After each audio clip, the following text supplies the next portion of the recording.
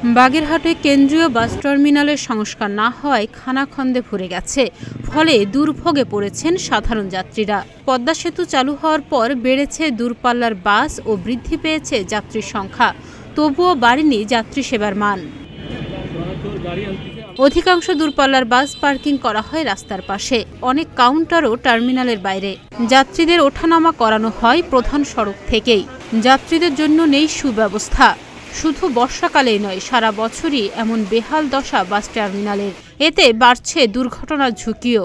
প্রায় ২০ বছরের অধিক পুরনো এই টার্মিনালের সংস্কার ও সম্প্রসারণের দাবি জানান বাস মালিক ও শ্রমিকরা। গাড়ির সাম ভাঙে যায়, চাকা ডাইবে যায়, প্রত্যেকদিন একটা কাজ আছে টার্মিনালে। টার্মিনাল খুব খারাপ, আমরা এই টার্মিনাল নিরাপদ চাই। গাড়ির ফাতি ভাঙে সমস্যা আছে, গাড়ি উল্টে দিয়ে পড়ে।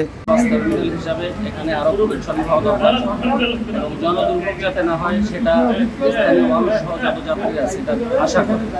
অপরিচ্ছন্ন, অপরিপাটি, কাদা, পানি, রাস্তাঘাট ভাঙা, এটা খুবই সমস্যা। এখানে বিগত দিন ধরে কারেন্ট নাই, কারেন্টের সমস্যার ভিতরে আছি আমরা। আমাদের চলাফেরা খুবই সমস্যা, গাড়ি ঘোরাতে পারি না, রাখতে পারি না। বাগেরহাট বাস স্ট্যান্ডের যে দুর্দশা করুণ অবস্থা, এটা তো সবাই দেখতেছেন। এখন চাই এটার উন্নয়ন হোক। 18 বছর যাবৎ পর্যন্ত যে একটা বালু এখানে ফেলানো হয় নাই। যে আমি দাবি করব যে একটা আন্তর্জাতিক বাস টার্মিনালের যে অবস্থা আপনারা অবশ্যই দেখতে পাচ্ছেন, যে বাগেরহাটে বর্তমানে পৌর মেয়র নাই, যারা দায়িত্বে আছেন তারা অবশ্যই জিনিসটি সুন্দর দৃষ্টিতে দেখবেন। বাস টার্মিনালটি সম্প্রসারণ করার জন্য আরও ৩ একর জমি অধিগ্রহণের কাজ চলছে বলে জানান পৌরসভার এই প্রকৌশলী। পৌরসভায় বর্তমানে ২ একর জায়গা দিয়ে আমরা বাস টার্মিনাল অবস্থিত, আরও ৩ একর জায়গা অধিগ্রহণের প্রক্রিয়াধীন। এই অধিগ্রহণ হওয়ার পরপরই আমরা একটা আধুনিক মানের বাস টার্মিনাল করার উদ্যোগ গ্রহণ করব। ইন দ্য মিন টাইম যে অবস্থায় আমাদের যে পুরনো যে অবকাঠামো আছে, এর রাস্তাঘাট যেগুলো নষ্ট অবস্থা আছে, এটা খুব তাড়াতাড়ি আমরা সংস্কারের চেষ্টা করব।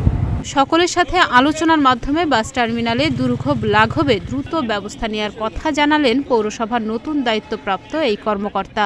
দায়িত্ব গ্রহণ করেছি নির্দেশনার আলোকে। তারপর থেকে আমরা আসলে পৌরসভার যে কাজগুলো আছে, বিভিন্ন যে কাজগুলো আছে, যেমন উদাহরণ হিসেবে যদি বলি যে হোল্ডিং ট্যাক্স, তারপরে আমাদের হাউসের যে ট্যাক্স আছে, পাশাপাশি আমাদের যে ট্রেড লাইসেন্স আছে, এগুলো নিয়ে আমরা কাজ করছি।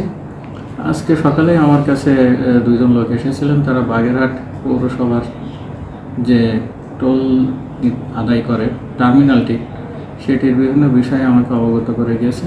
আমি তাদের সাথে কথা বলেছি, প্রয়োজনের সামনে আরও যারা স্টেক হোল্ডার আছে তাদের সাথে কথা বলে এই টার্মিনালটি কীভাবে ভালো করা যায় বা যে সমস্যাগুলো আছে সেগুলি কীভাবে সমাধান করা যায় সেই উদ্যোগ গ্রহণ করবো ইনশাল্লাহ। ২০০৪ সালে পৌরসভা এলাকার মহাসড়কের পাশে ২ একর জমিতে বাগেরহাটের স্থানীয় সরকার প্রকৌশল বিভাগ বাস টার্মিনালটি নির্মাণ করে। বর্তমানে প্রতিদিন ৮টি রুটের ৩ শতাধিক বাস ও মিনি বাস চলাচল করে এই টার্মিনালকে কেন্দ্র করে। ডেস্ক রিপোর্ট, প্রতিদিনের বাংলাদেশ।